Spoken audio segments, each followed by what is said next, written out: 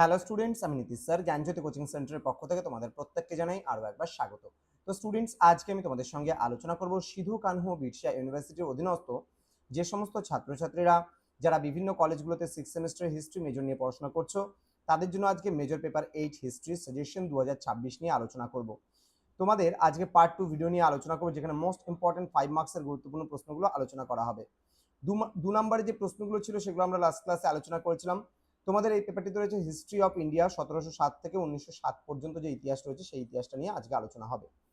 যারা এখনো চ্যানেলটিকে সাবস্ক্রাইব করোনি তারা অবশ্যই চ্যানেলটিকে সাবস্ক্রাইব করে পাশে থাকা বেল আইকন অল প্রেস করে দেবে, যাতে নেক্সট টাইম থেকে কোনো ভিডিও আপলোড করলে তার নোটিফিকেশন তুমি সবার আগে পেতে পারো।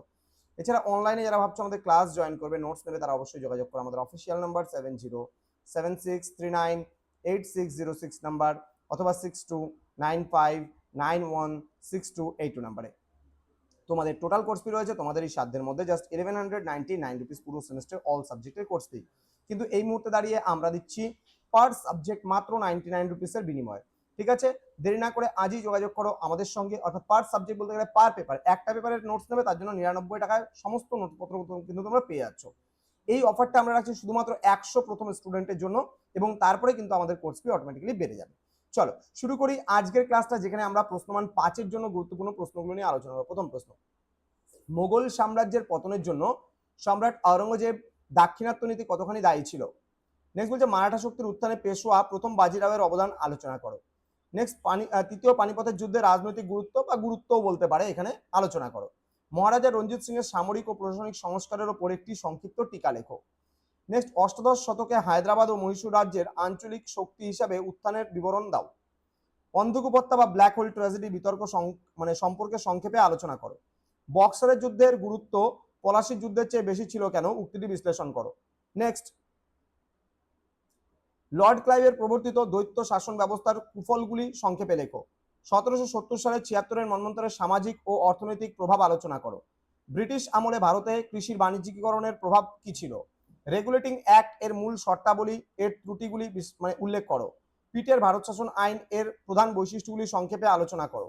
1813 সালের সনদ আইনের গুরুত্ব ও তাৎপর্য ব্যাখ্যা করো। 19 শতকের সাঁওতাল বিদ্রোহের প্রধান কারণ ও গুরুত্ব সংক্ষেপে আলোচনা করো।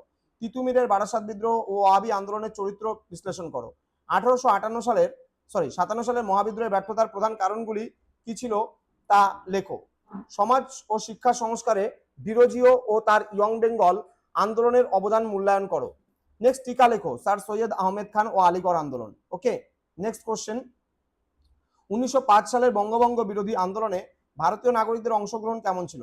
নেক্সট, অ্যানি বেসান্ত ও বালগঙ্গাধর তিলকের হোমরুল আন্দোলনের গুরুত্ব আলোচনা করো।